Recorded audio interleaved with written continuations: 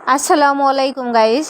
এই গরমে কলিজা ঠান্ডা করার মতো সারাদিনের ক্লান্তি দূর করার জন্য আপনাদের জন্য নিয়ে আসলাম শরবতে মোহাব্বত রেসিপি।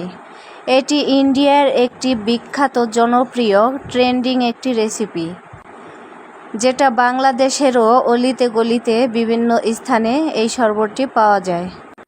এই শরবতটি বানানোর জন্য প্রধান দুইটি উপকরণ হচ্ছে তরমুজ আর দুধ। মাস্ট বি, এই দুইটা উপকরণ লাগবেই। তাহলে চলুন দেখে নিই এই শরবতটা বানাতে আমাদের কি কি লাগতেছে।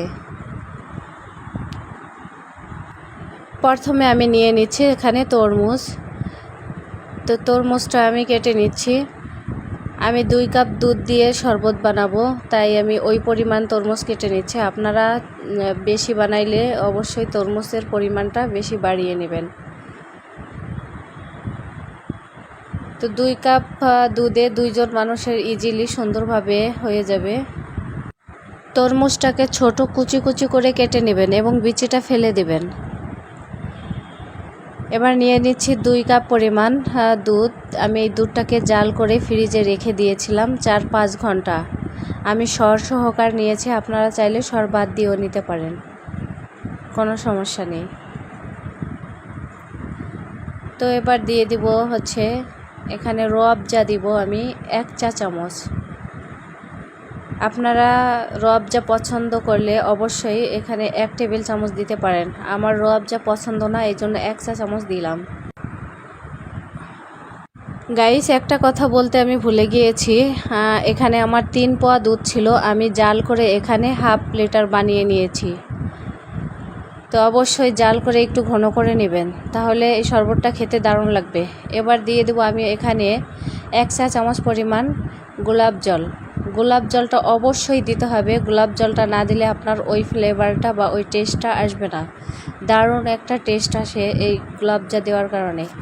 এবার দিয়ে দিচ্ছি এখানে আমি 1/4 কাপ পরিমাণ চিনি।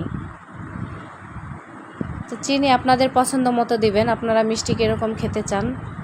আমি মিষ্টি বেশি খাবো না, এই জন্য একটু কম দিয়েছি।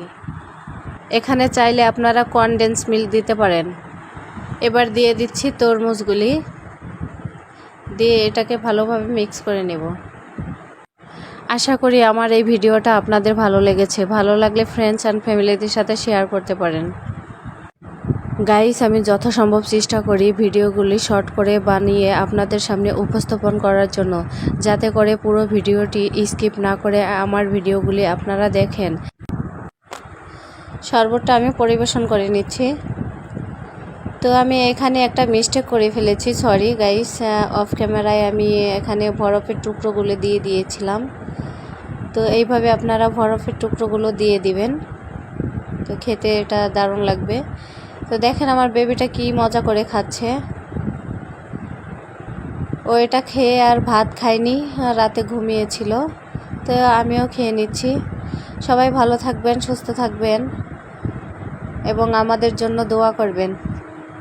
আল্লাহ হাফেজ। আসসালামু আলাইকুম।